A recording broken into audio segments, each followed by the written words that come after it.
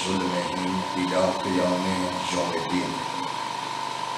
अम्मा बअदु क़ाल रसूलुल्लाह सल्लल्लाहु अलैहि व आलिहि वसल्लम अना व अलियुन मिन नूरिन वाहिद सलवात।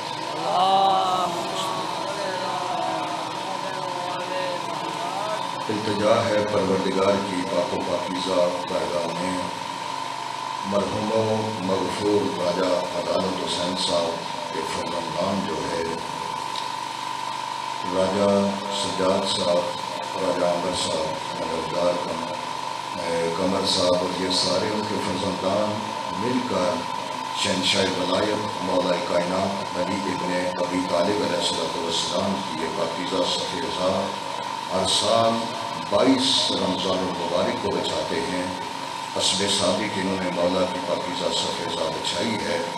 इल्तिजा करते हैं कायनात की अज़ीम तरीन इबादत को अपनी बारगाह में शर्फ़ कबूलियत अता फरमा। मेरे खालिक व मालिक मरहूम मगफूर राजा अदालत हुसैन साहब ने जो अपनी नेक और सालिह औलाद छोड़ी है, इनकी तौफ़ीक़ात में मज़ीद इजाफ़ा फरमा, मरहूम के दर्जात को बुलंद फरमा, उन्हें मेरे मौला मज़लूम करबला के पाकीज़ा कदमों में जगह अनायत फरमा।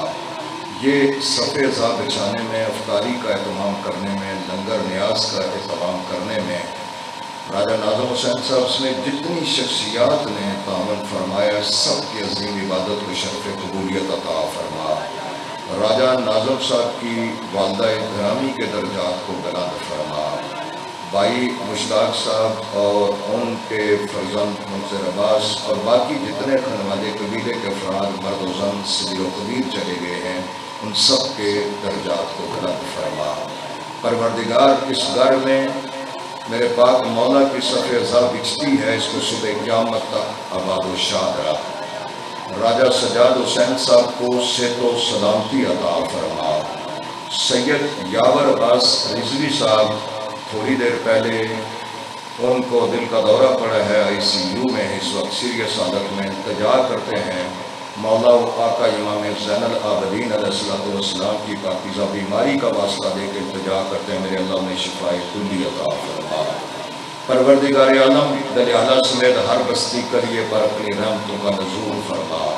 सादात मोमिनीन मवाली कलमागो शिया सुन्नी बुजुर्ग भाई पर्दे में आके बैठी मेरी मौ बहनों समेत जितने पाकीज़ा दरवाजे पर चल कर आए हैं, सब कायनात के सबसे बड़े दरवाजे पे चल के ना कबूल मंजूर फरमा। जो जो अजात लेकर आए हैं, सब की अजात को पूरा फरमा। आकाए मुस्वी सरकार के दर्जात आली हैं, उनको मतानी फरमा। कायनात के वाली वारिस बक़ियतुल्लाह फिल अर्ज़ सरकार कायम आले मोहम्मद के लाने ज़हूर में ताजील फरमा। हम सब को इमाम के खादिमों नौकरों चाकरों में महशूर फरमा। मुस्तजाबियत के लिए मिलकर सलवात पढ़े सारी शख्सियात। नारे तकबीर, नारे तकबीर, नारे रिसालत, नारे रिसालत, कुल्ले ईमान नारे हैदरी, कैबर शिकल नारे हैदरी, हुसैनियत, हुसैनियत, यजीदियत, यजीदियत, मिलकर सलवात पढ़े सारी शख्सियत। मेरे इंतही वाजिब एहतराम सादात मोमिनीन, मेरे शिया सुन्नी बुजुर्ग भाई दूर नज़दीक से तशरीफ़ लाए हुए मौला के मातमी अज़ादार रोज़ादार और सदार जितने हैं, ज़ाहिर मौसम की भी शिद्दत है, लेकिन ये मेरे मौला का वो पाकीज़ा ज़िक्र है कि जिस पर मौसमों के तग़य्युरात जो है वो असरअंदाज़ नहीं होते।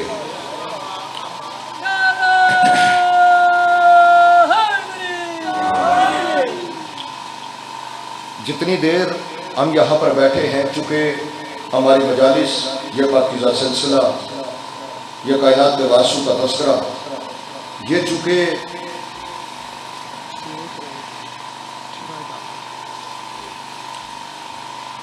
एक मरतबा फिर दुआ फरमाएँ कि राजा अदालत साहब के फरजंद राजा कमर साहब ने फरमाया कि मज़ीद वालिद ग्रामी के लिए 6 कुरान मुक़द्दस खत्म हुए, बहुत बड़ी तादाद यहाँ पर लिखी हुई है। तो इल्तिजा एक मरतबा फिर परवरदिगार इसका सवाब भी मरहूम राजा अदालत साहब की रूह को पहुँचा। तो मैं पहला जुमला ये अर्ज़ करने लगा हूँ कि हमारी ये मजालिस ये कायनात के वासु का जिक्र, ये कोई पार्टी नहीं है, ये कोई ग्रुपिंग नहीं है, ये किसी के खिलाफ कोई जलसा नहीं है, ये कोई ऐसी बात नहीं कि आप देखते हैं कि जिस सियासी जमात के जलसे में चले जाएं वो जो आपकी मेरी तरफ रहेगी, आप जाएंगे तो उस पार्टी के अलावा जो उनसे मोहब्बत रखता है, उस लीडर से, करतूत या किरदार उसका जैसा भी है वो जाने और उसका मानने वाला जाने, लेकिन उसके अलावा अगर दूसरा चला जाए जिसका ताल्लुक उस पार्टी के साथ नहीं है तो वहाँ वो चंद लम्हे नहीं गुजार सकता। वहाँ पर जिस अंदाज से नाराबाजी होती है, जिस अंदाज से अपने लीडर की तारीफ होती है और जिस अंदाज से दूसरों पर तनकीद होती है कि मैं ही सच्चा हूँ, मैं सोचा हूँ, ये सारे फ्राडी हैं, ये 2 नंबर हैं, ये मुल्क लूटने वाले हैं, बस मैं ही वो हूँ कि जो मुल्क बचाता हूँ, मेरी बड़ी खिदमत है, मेरी पार्टी की बड़ी खिदमत है। आप ये चलता हुआ सिलसिला अगर आप मजहबी जमातों के जलसों तक लेकर जाएँ तो वहाँ तो कैफियत ही बदल जाती है। वहाँ तक तो ये तनकीद होती है कि मैं ही असली लीडर हूँ, मैं ही सही लीडर हूँ, मैं मुल्क की खिदमत करता हूँ, 22 करोड़ अवाम मेरे साथ हैं, मैं मुशाहिदाती गुफ्तगू आपके सामने कर रहा हूँ और ये जानते हुए कि मैंने पूरी फिक़ा के अंदर कहीं नहीं पढ़ा कि बोलने से रोज़ा बातिल नहीं होता।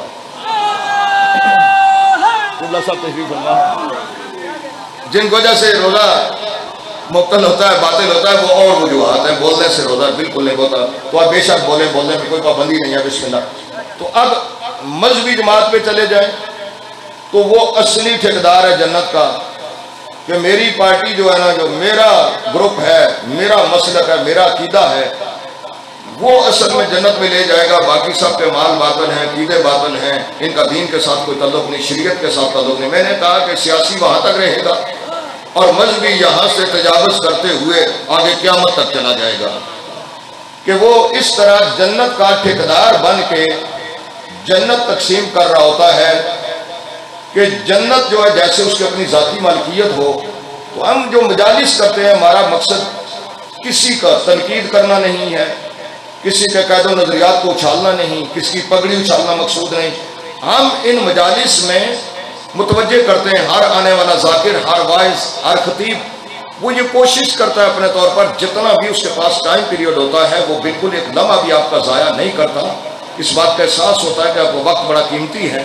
तो जो लम्हे हमें मिले हुए हैं, हम क्यों न चंद लम्हे मिलकर फ़कत इस बात पर गौर करें कि जिस वक्त इस्लाम का आगाज़ हुआ सरज़मीन मक्का पे, आखिरी नबी, आखिरी हादी बनकर तशरीफ़ लाए जिनकी तख्लीक सबसे पहले हुई थी, तो उस नबी ने सरज़मीन मक्का पे मरबी रसालत, मोहसिन रसालत, निगहबान रसालत, सैयद अलबतर, सैयद कुरैश, जनाबे हज़रत अबू तालिब अलैहिस्सलाम के घर में खड़े होकर पहली दावत इस्लाम की दावत नशीरा वहाँ से आगाज़ किया जिस इस्लाम का। तो क्या उसके बाद मुसलमानों ने उसी इस्लाम को तस्लीम किया जिसका आगाज़, जो पैगाम मेरे नबी ने दावत नशीरा में दिया था, या उसके अलावा बाकी ब्रांचेस जो है वो शुरू हो गई, बाकी अकीदे और नजरिए जो है गाड़ लिए गए। तो अब एक बात तो ये, दूसरी बात ये, हम सब ने मिलकर, मैंने अर्ज किया कि अब रोजेदार बैठे हुए हैं, सारे शिया सुन्नी भाई बैठे हुए हैं, या जहाँ तक बात जा रही है और मीडिया के जरिए बात बहुत दूर तक जा रही है, हम सब ने ये देखना है कि जिस इस्लाम का आगाज सरजमीन मक्का से हुआ था और उस पाक नबी ने अपनी पाकीज़ा ज़बान से ये पाकीज़ा जुमले इरशाद फरमाए कि या अय्युहन नास कुलू ला इलाहा इल्लल्लाह तुफ्लिहू, लोगों ला इलाहा इल्लल्लाह पढ़ो ताकि तुम्हारी फलाह हो जाए। तो जिस इस्लाम का आगाज वहां से हुआ था, तो फिर लोग कलमा पढ़ पढ़ के बुतों को छोड़ छोड़ कर अपने उन खुदाओं से बरात का ऐलान कर करके हक और सदाकत के रास्ते पर आते रहे, उसकी बाद नियत को मानते रहे, नबी की नबूवत को मानते रहे और अहकामात शरीयत पर और इस्लाम पर अमल पैरा हुए। तो अब एक नुक्ता है जिसकी तरफ मैं मुतवज्जे करना चाहता हूँ, तो आखिर क्या वजह है कि अल्लाह की बरी कायनात में दुश्मनी फकत एक ही घर के साथ हुई है। मैंने सैयद इरफान शाह जी उस दिन अर्ज किया था 19 की मजलिस में कि मिंबर पर आते वक्त कोई चीज जहन में नहीं होती कि क्या पढ़ना है, लेकिन फिर कायनात के वारिस जो है वो रास्ता देते हैं कि ये पढ़ना है, ये तयशुदा बात है। तो अब एक ही घर क्यों है कि जिसके साथ दुश्मनी हुई? यानी अगर ये तो वो है ना कि जो लायके दरूद हैं, जिन पर कोई भी दरूद ना पढ़े, तमाम इबादत कि कबूलियत की शर्त नमाज पे रखी गई, और जिस भी मकतबा फिक्र से ताल्लुक रखता हो, ये वो ज़वाते कुदसिया हैं कि इन पर कोई दुरूद ना पड़े तो उसकी नमाज ही नहीं होती। इनकी तो बात ना करें, बाकी कहीं से भी कोई आया हो, बुद्दू को छोड़कर, अपने उस खुदा को छोड़कर, उससे बरात का ऐलान करके, उस पर लानत करके वो आया हो, और आने के बाद सच्चे और सुच्चे खुदा को मान लिया, उसके बाद नियत का इकरार कर लिया हो, तो फिर इसका मतलब यह है कि दुश्मनी उसकी नस्ल के साथ भी चलनी चाहिए थी। जिसने नबी का कलमा पढ़ा, दुश्मनी उसके साथ भी होनी चाहिए थी। जिसने काबे की तरफ मुंह करके नमाज पढ़ी, दुश्मनी उसके साथ भी होनी चाहिए थी। जिसने कुरान को आखिरी इलामी किताब माना, दुश्मनी उसके साथ भी होनी चाहिए थी। जिसने नबी के साथ मिलकर बेशक लंगर खाने के लिए जंगें लड़ी हों, दुश्मनी तो उसके साथ भी होनी चाहिए थी। लेकिन वजह क्या है मेरे मुअज़्ज़ज़ समाईन, कि किसी के साथ दुश्मनी नहीं हुई, दुश्मनी फकत अली और औलादे अली से हुई है। तो जो तलब बात है ना, मजलिस यही बात फिक्र देती है। और मैं ज़ाकिर आले बात सैयद आफ्ताब मौजूद में यही सीधा पढ़ सकता हूँ। किबला साहब मौजूद है, सैयद आसिफ नकवी साहब, मेरे सारे कर मैं, मेरे सर का जो सारे ताज हैं। अब सोचना हमने ये है, आज भी मसलन आप रात की बात आप देख लें, बड़ी इमाम में पूरी रात जो सिलसिला हमारा रहा, तो अब आप देखें भाई मजलिस करते हैं, NOC कहाँ है भाई, किसकी मजलिस है, जो किसका जिक्र कर रहे हैं, किसके लिए? अभी यानी यहां पूरा गांव, मेरी बरादरी, मेरा खानदान, मेरी इज्जत सारा डलियाला यहां से निकल पड़े, भाई हमने किसी की बारात लेकर जाना है, जिस रोड पर मर्जी आ जाए, गुरबारपुरे में घूमे, 2-4 गांव फिर आए, कोई नहीं पूछेगा भाई क्या दूल्हा की बारात जा रही है। और जितने दुनिया के खराफात, अल्लाह ना करे मेरी राजगान बरादरी ऐसा करे, लेकिन नाचने गाने वाले भी साथ लेकर हूं, तो तब भी कोई बंदा मैंने नहीं करेगा, कोई रोकेगा नहीं भाई NOC कहां है, किसकी इजाजत ली है कि आप मसलन लिहाजा कथरील पहुंच गए हैं, किससे इजाजत लिए गुलबर्ग में आ गए। आप अपने घरों के अंदर मजलिस बपा करते हैं, कायनात के वारिसों का जिक्र बपा करते हैं। मेरे नजीरों ने पूरे साल की मेहनत होती है, बानिया मजलिस पूरे साल मेहनत करता है, उसके बाद सफेदा बिछाता है। सफेदा किसकी बिछाई? यहां कोई खिलाफ शरा काम नहीं होगा, किसी की जो नहीं होगी, किसी की शान में गुस्ताखी नहीं होगी, किसी को कुछ नहीं कहा जाएगा। मजलिस कायनात के वारिसों की होगी, लेकिन पता है NOC तलब क्यों करते हैं, मांगते क्यों, किससे इजाजत ली है? तो जो तलब जुमला जो कहने लगा मेंबर से, NOC इसलिए कि उन्हें पता है कि कोई बारात लेकर जाएगा, खराफात करेगा, किसी पर कुछ असर नहीं पड़ता, वो जितना मर्जी या मजमा लेकर घूमता रहे, कुछ असर नहीं पड़ता। जहां जिस वक्त मजलिस बपा होगी तो बहुत सी वो दबीज़तें जो तारीख की पड़ी हुई है उन चेहरों पर, जिनको इस्लाम का हकीकी चेहरा बनाकर पेश कर दिया जाता है, मजलिस वह जगह है कि वो सारी तय उतारती चली जाती है, और इस मजलिस में बताया जाता है लाके दुरूद कौन है, लाके लानत कौन है।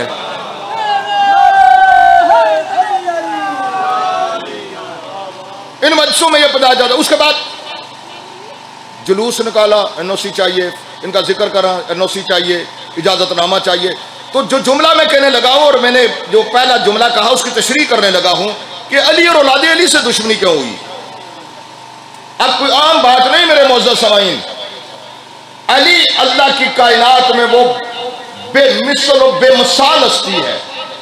अली की मिसाल अंबिया में नहीं दी जा सकती। फतवे लगते हैं अगर बात करें, इसलिए कि मैंने नहीं, आपने नहीं, किसी मौलवी मुफ्ती ने नहीं, वैसे तख्लीक़े कायनात नबी ने उस मोअज़्ज़िज़ नवाज़ ज़बान से इरशाद फरमाया कि जो आदम को उनके इल्म में, नूह को उनके तकवा में, इब्राहीम को उनके खुल्लत में, मूसा उनकी हैबत में, यूसुफ को उनके जमाल में, ईसा को उनके जोद में।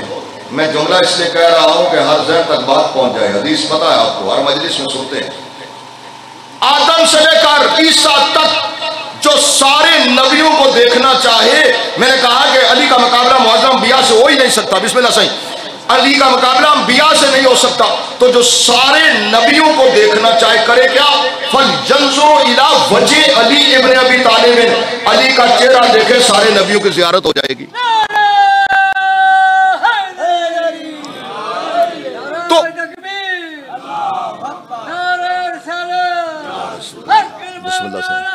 ठीक है।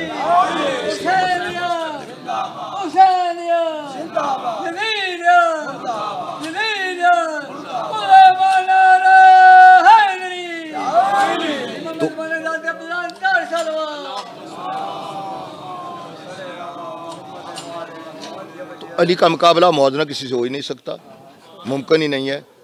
और दुनिया के अंदर, मैं कल रात की मजलिस में जगह पढ़ रहा था, मैंने कहा कि कुछ न पढ़े। कल का जो जंग अखबार है उसके अंदर, कल ज़ाहिर मौला की शहादत थी, उसमें आका मुसवी दुनिया से चले गए, लेकिन उनकी बेटियों का कारनामा इतना बड़ा है, यानी अंदाज़ा करें कि लोगों के बेटे वो काम नहीं करते। आका मुसवी की बेटियों ने, जो कुरान का आपका तर्जमा है, जो बड़ी बेटी उनकी गोल्ड मेडलिस्ट हैं, उन्होंने कुरान का अंग्रेजी में तर्जमा किया है।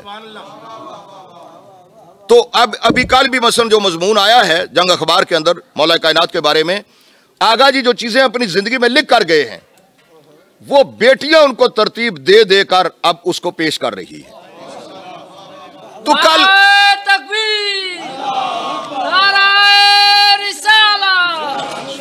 रोजा रखा, सारे जवाब जो मिल गए। कुल्ले ईमान जब जुबान लाती के कुरान नारा हैदरी, हुसैनियत, हुसैनियत, हुसैनियत, यजीदियत, वाजे बुलंदतर सलावा।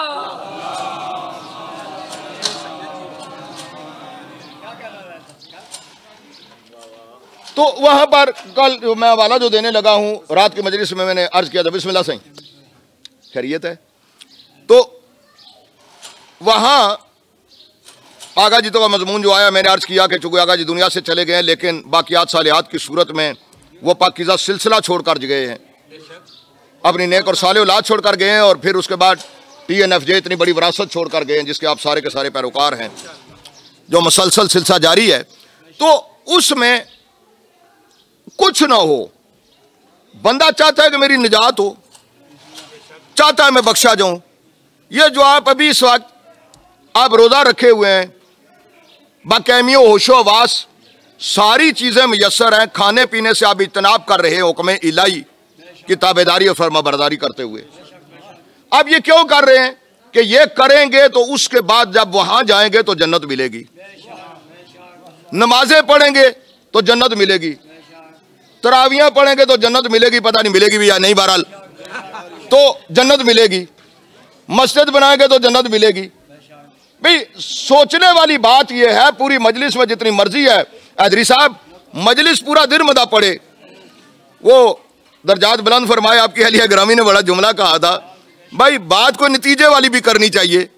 तो अब जितनी मर्जी है बात आप करें, भाई ये सारे काम करके ये रखा हुआ रोजा भूख हड़ताल होगा अगर वहां जन्नत ना मिल सके। ये की हुई तिलावत है कुरान, जिसमें एक आयत पढ़े इन दिनों में, सांस लेना इबादत है, तस्बीह पढ़ने का दर्जा रखता है। बिस्मिल्लाह शाह जी, आप एक आयत पढ़ते हैं, पूरे खत्मे कुरान का सवाब मिलता है। अल्लाह करसी स्टार्ट हो गया सी।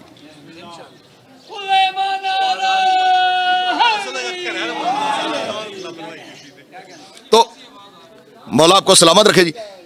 एक आयत इस रमजान मुबारक में मासूम ने गारंटी दी है कि एक आयत पढ़े तो आम हालात में जब खत्म कुरान का सवाब है, इस आयत का सवाब खत्म कुरान का है। बिस्मिल्लाह सैयद,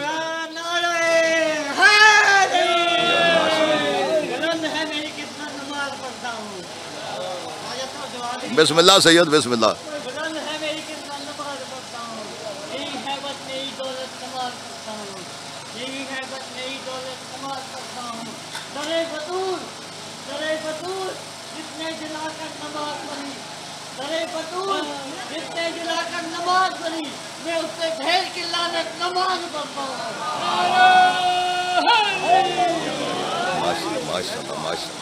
क्या बात है।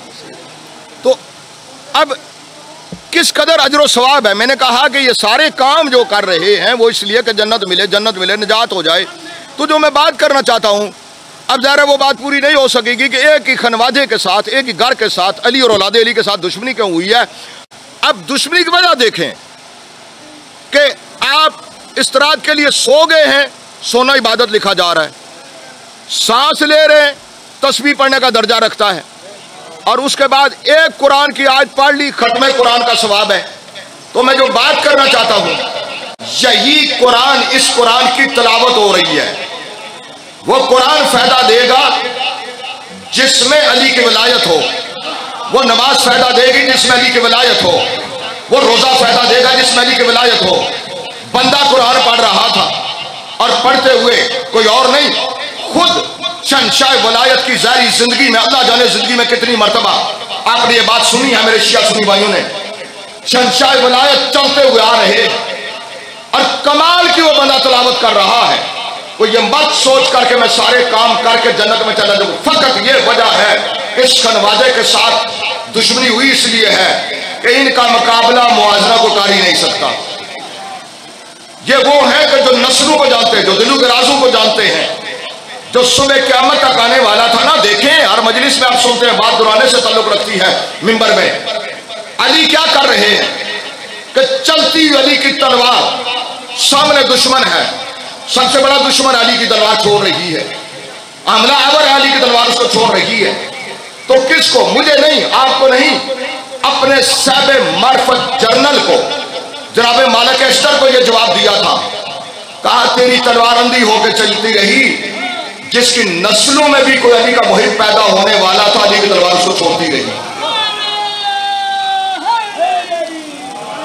अब बंदा कर रहा तिलावत कुरान, मैंने कहा जमाना इनसे दुश्मनी क्यों करता है, अली और औलाद अली से दुश्मनी क्यों है, तिलावत कर रहा है। मजलिसों में ये बातें दोहराने से ताल्लुक रखती हैं।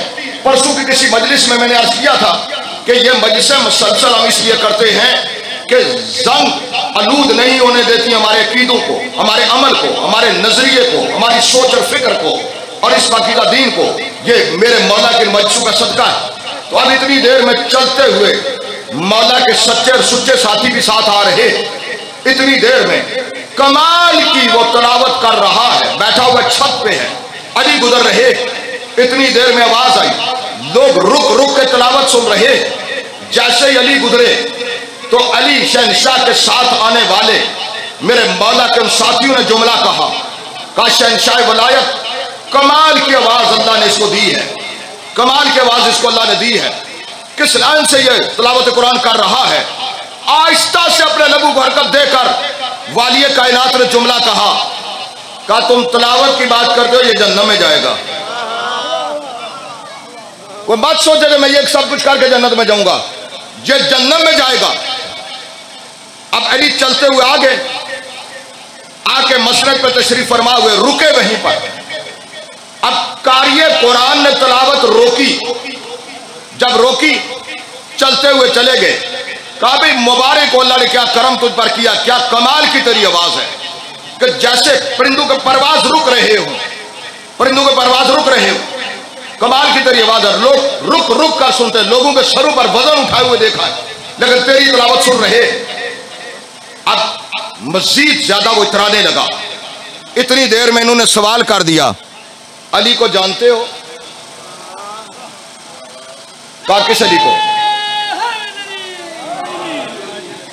अली को जानते हो? कहा किस अली को? कहा अली को नहीं जानते, वो अली वसी रसूल है जो अंबिया का मुश्किल कुशा है, जिसका ऐलान गदीर से लेकर वहां से पीछे पूरी तारीख लेकर चले जाए तो दावत ज़ोल-ए-शिरा में शुरू हुआ था गदीर तक, कमाल की मंजिल मिली। उस अली को नहीं जानते? कहा मैं किसी अली को नहीं जानता। वो चलते हुए आगे, आने के बाद जैसे ही सामने आए तो शहंशाह वलायत ने देखकर मुस्कुरा दिए। मेरे मौला अली मुस्कुराए हैं ना, उस वक्त आवाज देकर कहा सदक़ता या मौला अमीरुल मोमिनीन, मौला अमीरुल मोमिनीन सच्चे इमाम ने सच फरमाया था। कहा कैसे पता चला? कहा कि जिस वक्त उसने तिलावत कुरान खत्म की हम उसके पास चले गए, हमने पूछा अली को जानते हो? कहा कि किस अली की बात करते हो? तो मौला आपने कहा था जन्नत में जाएगा। हम शशोपंज में पड़ गए तो हम सोच रहे थे कैसे जन्नत में जाएगा, ये कमाल की तिलावत हो रही है। उस वक्त शहंशाह वलायत ने वहां की बात नहीं की, इमाम ने फरमाया सुनो मैं अली ने ये जुमला क्यों कहा, दुश्मनी क्यों हुई अली से और औलादे अली से? मैं जुमला बार बार मजलिस में दोहरा रहा हूं। कहा कि मैं अली ने ये जुमला क्यों कहा? कहा जब आलमे अरवा ने, परवरदिगारे आलम ने सारी अरवा को खल्क करने के बाद क्या किया? उनसे इकरार लिया अपनी वादनियत का, नबी की नबूवत का, मुझ अली की वलायत का। तो जहां अरवा इकरार कर रही थी मेरी वलायत का आलमे अरवा में, तो वहां पर जिस वक्त मेरा नाम सामने आया तो ये खामोश हो गया था। तो इसलिए मैंने कहा कि जो भी उस आलम में इकरार करके नहीं आया उसका ठिकाना जहन्नम है।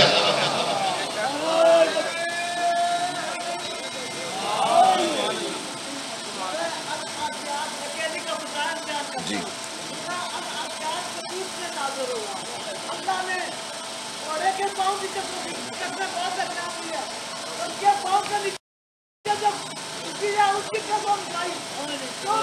किसी नबी की कसम सोना के पाँव के मिट्टी के बराबर भी अंबिया नहीं है, इसलिए उसका मार के अशहदु अन्ना ला इलाहा इल्लल्लाह नारे तकबीर अशहदु अन्ना मुहम्मद रसूलुल्लाह नारे रिसालत अशहदु अन्ना अमीरुल मोमिनीन व इमामुल मुत्तकीन अलीयुल वलीयुल्लाह व रसूलुल्लाह खलीफतुल्लाह व हुज्जतुल्लाह नारे हैदरी। अब न करे शाह जी। अच्छा सलवात पढ़ेगी सारी शख्सियात। अब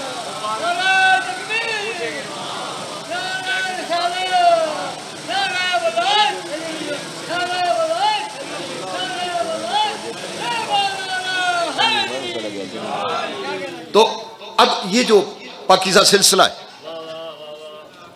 ये कायनात के वारसों का, तो इनसे दुश्मनी जिस बेस पे हुई है, मैंने जो हवाला देने लगा था वो कल के जंग अखबार का, उसमें मौला के बड़े दुश्मन ने मजमून मौजूद है।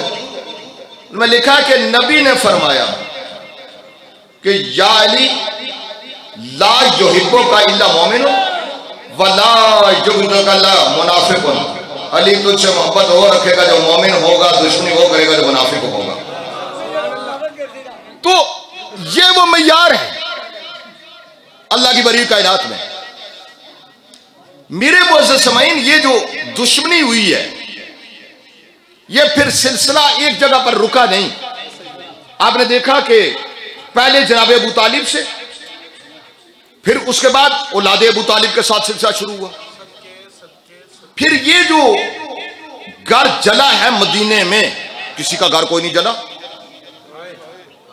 किसी का घर नहीं ना जला। मैंने कहा अगर ये बेस बनती इस्लाम की वजह से तो फिर सबके घर जलने चाहिए थे। अगर ये बुनियाद थी इस्लाम की तो फिर सबकी बेटियां उजड़नी चाहिए थी।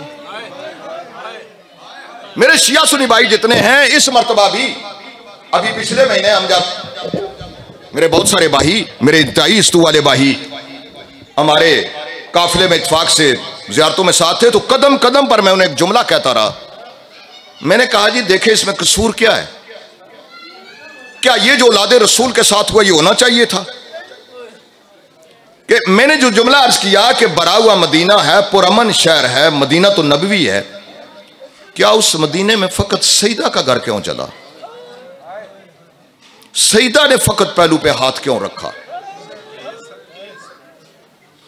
उस मदीने में फकत कब्र की जगह सईदा को क्यों नहीं, बाकी को तो मिलती रही। यही वजह है जो फिर जमाना हमारे खिलाफ प्रोपगंडा करता है। फिर क्या कोई और भी ऐसा नमाजी है कि जिसके सर पर तलवार का वार हुआ है? अली के अलावा अगर कोई है, अली के फजीलतों का मुकाबला कोई नहीं कर सकता ना। क्या कोई और भी है ऐसा कि नबी के शहर के अंदर जिसके जनाजे पे 72 तीर लगे हुए? किस तरह पन्नो सीधे मजलिसों को, जुलूस को, आज़ादारी के प्रोग्रामों को? क्या कोई और भी ऐसा है कोई एक बता दें, कोई मिसाल तारीख में ले आए कि जिसका जनाजा 3 दिन तक बेगोरो कफन पड़ा रहे। कोई एक बहन बता दें कि भाई पहले दिन शहीद हुआ हो, बहन अगले दिन आई हो लेकिन वो भी अपनी मर्जी से नहीं, हाथ पस से गर्दन बंधे हुए हो। घर में पढ़ रहा हूं और मेरे मौला के बदा खान बैठे हुए हैं, उनको मिंबर देने लगा कि दूसरे दिन आकर बहन पूछ रही हो कि क्या तू वही हुसैन है कि बसते वक्त में जिसका लिबास जन्नत से आता था। तू इतना गरीब हो गया, इतना गरीब हो गया कि इतना लिबास नहीं बचा कि जहां मैं तुझे कफन दे सकूं। किस तरह उम्मत ने उजाड़ा इनको। तना ये नहीं मेरे मोअज़्ज़ज़ समाईन, मदीने में खून रोते हुए सैयद सज्जाद से बंदे ने पूछा था कि मौला आप बता सकते हैं आप करबला में थे कि आपके बाबा के जिस्म पर जख्म कितने थे। मौला सज्जाद के खून में इजाफा हो गया। बला तशबीह मेरे मौला ने अंगुश्तर उतारी है। नगीना जो मेरे मौला की अंगुश्तरी का था ना, बला तशबीह, इमाम ने उस शख्स के सामने करके कहा मेरे बाबा के पूरे जिस्म में इतनी जगह खाली नहीं थी, छलनी था जख्मों से मेरा मौला हुसैन। और फिर उसके बाद बेटा मौजूद है। इस तरह चला, चूंकि मौला की शहादत की सफेदा बिछी है ना, मौला का आखिरी बदा खान शहादत पड़ेगा। उसके बाद बेटा मौजूद था।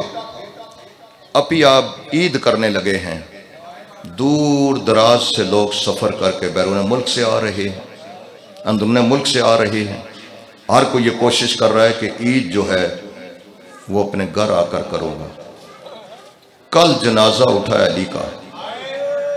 अली की बेटियां रो रही हैं और सोच रही हैं कि यहां कूफा से मदीना बहुत दूर है। हम मदीना वापस किस तरह जाएंगे। और मैं कहूंगा मेरा मौला, जरबत लगी आपको, आप सैरी करके मस्जिद तक गए, कायनात के सबसे बड़े आप मजलूम हैं, आपकी पूरी नस्ल उजड़ गई है, आपकी नस्ल मुसलसल खून रोती रही है और अब भी आपका 12वां बेटा खून ही रो रहा है। लेकिन मेरे मौला फिर भी आपको गुस्ल मिल गया, गुस्ल बेटू ने दिया, कफन मिल गया। मेरा मौला आपका जनाजा उठाया गया। लेकिन शाम में सैयद सज्जाद सोच रहे हैं खड़े होकर कि मैं बहन को कफन कहां से दूंगा। जो मातम करने के लिए बैठे हुए खड़े हैं, दरोगा जिंदान से गुफ्तगू हो रही है और खून में इजाफा है। अली की बेटी इतनी देर में चलते हुए आई, कहा सज्जाद खून रोना बंद कर दे, तेरे अलावा हमारा कोई नहीं बचा, तूने हमें मदीने लेकर जाना है। तेरे आसरे पर हम आई थी मदीने से, मैंने सवार होते वक्त भी कहा था मुझे सवार वो करे जो मुझे वापस मदीने लेकर आए। तो बेटा सज्जाद खून क्यों रोता है, सुनेंगे जुमला। फुफी की तरफ मुंह करके खून रोते हुए इमाम ने जुमला कहा, खून इसलिए रोता हूं, शाम में सोच रहा हूं बहन को कफन कहां से दूंगा। और मुझे कसम है इस पाकीज़ा मिंबर की, मैं तवील अरसा शाम में रहा हूं, आज भी मेरी पाकीज़ा मुर्शदजादी उसी कमीज में दफन है जिसको 10 मुहर्रम को करबला में आग लगी थी। और मर्ज क्या था जनाब सकीना को, बस ये जुमला कह के मैं मिंबर छोड़ने लगा हूं। मर्ज क्या था, जिस वक्त पता चला ना कि मदीने वाले सईदों की एक कम सिन बच्ची दुनिया से चली गई है, तो तारीख ने लिखा कि 50 औरतें जो हैं वो शाम की चलते हुए आई। उन्होंने कहा पता करते हैं कि बच्ची को मर्ज क्या था, जिंदान के अंदर जिसकी मौत वाक़ हो गई है। तो जो बड़ी औरत थी जिस वक्त आई है, जिंदान के दरवाजे पर इजाजत मिली तो अंदर दाखिल हुई है ना, दाखिल होकर पड़ी हुई थी बैयत मेरी मुर्शदजादी के जिंदान के अंदर हुसैन की यतीमा की, मातम करते हुए पीछे हटी हैं। उस जगह पर आई जहां जनाब ज़ैनब खड़ी थी, कंधा हिलाकर पूछती हैं कि जो बच्ची दुनिया से चली गई आप इसकी सगी माँ हैं, आप इसकी सगी माँ हैं। जब ज़ैनब ने कहा जो बात तो पूछेगी मैं बता दूंगी। कहा नहीं आप ये बताएं कि आप सगी माँ है? कहा मैं इसकी फूफी हूँ। कहा इसकी माँ जिंदा है? कहा वो जो दीवार के साथ रो रही है नाम उसका रबाब है, वो इसकी सगी माँ है। चलते हुए जनाब रबाब के पास जाकर एक ही जुमला पूछा, कहा कि ये बेटी दुनिया से चली गई, आपकी सगी बेटी है? कहा मेरी सगी बेटी है। कहा फिर तुझे माँ होने के नाते से पता होगा तेरी बेटी को मर्ज क्या था। मैं जुमला पहले मजलिस में कहा कि इस खलवादे के साथ जुल्म क्यों हुआ है वक्त का तारीख में। कहा तेरी बेटी को मर्ज क्या था? दौड़े मार मार के जनाब रबाब रो रही थी। कहा मेरी बेटी को मर्ज कोई नहीं था। कहा फिर बता तेरी बेटी के जिस्म पर नीले दाग क्यों पड़े हुए हैं? कहा जहां तक नीले दागों का तल्लुक है मेरी सकीना हाय